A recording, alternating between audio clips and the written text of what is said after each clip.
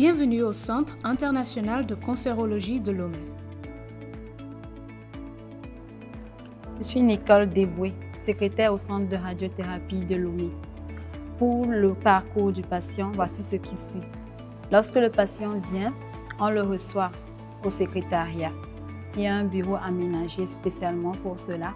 On reçoit les indications du patient, c'est-à-dire son nom, son âge, sa date de naissance, l'adresse également, ainsi que tous les examens qu'il a déjà faits au préalable.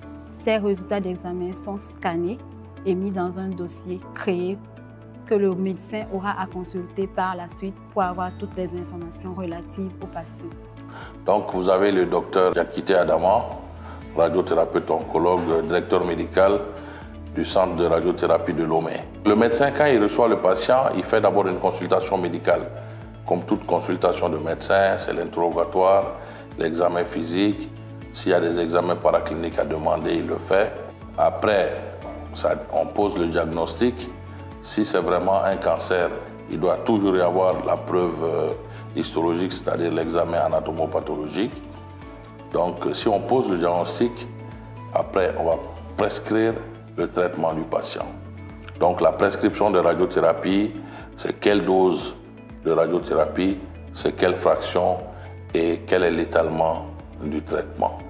Donc, après cette prescription, on va donner rendez-vous de scanner dosimétrique ou scanner de centrage. Je suis Afo Mawado, je suis technicien de radio et nous recevons les patients lorsque ils ont consulté le médecin et ils nous viennent pour un scanner de centrage, un scanner de repérage. Quand nous les accueillons, nous les mettons dans une cabine pour les rassurer. Nous les rassurons et nous les mettons en confiance, nous leur expliquons le déroulement de l'examen. Après avoir mis le patient en confiance, nous allons dans la salle du scanner et nous positionnons le patient. Le positionnement est très important parce que ce positionnement nous aidera ultérieurement au traitement. Le même positionnement au scanner sera le même positionnement au traitement. Nous positionnons le patient selon les examens demandés. S'il s'agit de l'encéphale ou s'il s'agit de l'ORL, nous utilisons les masques. C'est un matériel de contention pour immobiliser la tête du patient. Et ces masques nous permettent aussi de mettre 3 points de tatouage. Et ces points sont des points de repère qui nous aideront aussi au traitement après. S'il s'agit par exemple du pelvix, du bassin, nous faisons 3 points de tatouage sur le patient, 2 points latéraux et 1 point médian. Et ces points de tatouage sont sur le patient, c'est de petits points qui sont sur le patient lors du traitement. Quand nous faisons ces points de tatouage ou ces points de repérage, nous centrons le patient sur la table avec les lasers externes. Et après avoir centré ou fait le centrage, nous avançons la table avec le patient dans le gantry, dans la machine, avec ces lasers internes. Et quand nous faisons le positionnement avec le centrage, nous réalisons les examens, c'est-à-dire nous prenons les images. Après avoir pris les images, nous exportons ces mêmes images au médecin et au physicien. Le médecin qui essaie de faire le contourage à son niveau et le physicien fait la dosimétrie. Et après le scanner, après avoir pris les images et l'exporter, nous donnons au patient un planning de traitement. Ça y est, un papier sur lequel se trouvent ces rendez-vous.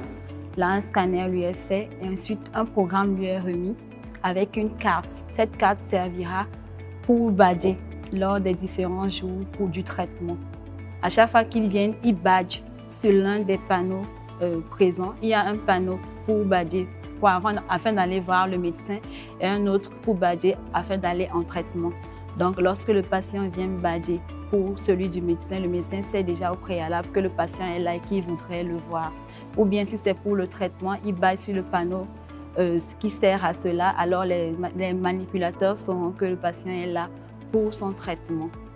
Donc, après ce scanner de centrage, les images sont envoyées sur la console du médecin qui fait l'étape de contourage. Donc, nous sommes maintenant dans la préparation du traitement de radiothérapie. Le contourage consiste à dessiner tout ce qui concerne le volume cible, le volume à traiter, mais également les organes à risque, c'est-à-dire les organes qu'il faut préserver lors de la radiothérapie. Après cette étape de contourage, le médecin envoie les données chez le physicien qui fait ce qu'on appelle la dosimétrie ou la balistique. My name is George Felix Akwa and I'm the medical physicist for Center Radiotherapy of Lomé. We have two kinds of treatment planning system here. The first one is known as ACPlan, and it does what we call automated contouring. So it means that it is a form of machine learning. A lot of data has been fed into the system. So when we load the CT scan into the system, the contouring is done automatically. So the doctor then have to come and draw the target that he or she wants to treat for the patient. When that is done, then it has to come to physics. So what physics does is we are trying to simulate the actual treatment of the patient using the scan. So we arrange the beams that we want to use in treating the patient. So when that is adequately done, the plan is then sent back to the doctor. The doctor will see if the plan is okay. If not, then we have to redo the plan again. But once the plan is passed, then the patient is booked to come and receive treatment. But a day before the patient comes, we also do what we call quality assurance of the plan, meaning that we have very expensive and sophisticated phantoms, which is needed for us to doing what we do here. That's the volumetric arc therapy, or what we call VMAT. So before the patient comes, we will set the VMAT phantom, which is the Octavius phantom, on the couch, and we are going to deliver the actual dose that the patient is going to receive to the phantom, and we are going to compare the measured dose with the planned dose, and it should pass the minimum criteria. If it doesn't pass, it means that that plan is not safe for treatment.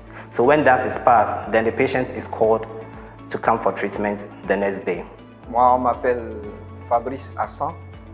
Je suis manipulateur en radiologie. Quand le patient arrive, nous l'accueillons et puis nous le mettons ensuite dans la salle de traitement. Nous lui expliquons un peu comment ça va se dérouler.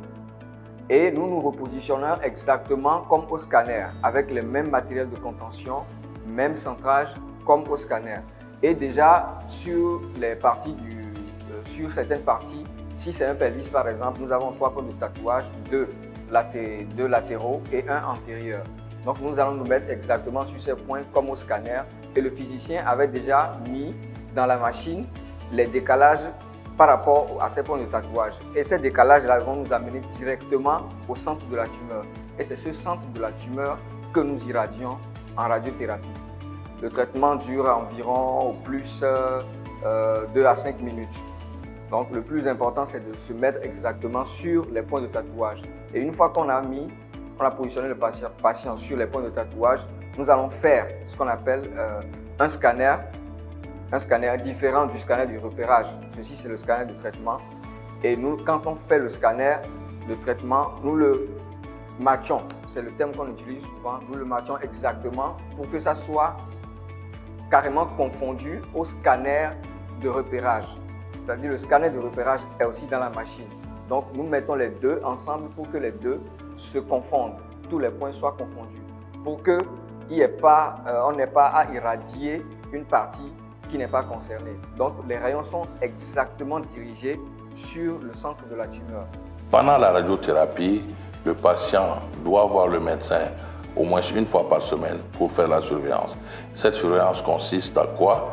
C'est de détecter précocement les éventuels effets secondaires aigus et les traiter. Donc chaque semaine, chaque patient passe voir le médecin qui voit est-ce qu'il y a des problèmes qu'il peut gérer. Donc à la fin de la radiothérapie également, il y a une surveillance standard en oncologie qui consiste à voir le patient tous les 3 mois pendant 2 ans, après tous les 6 mois jusqu'à 5 ans. Et à partir de 5 ans, on fait une consultation annuelle pour voir l'état de nos patients.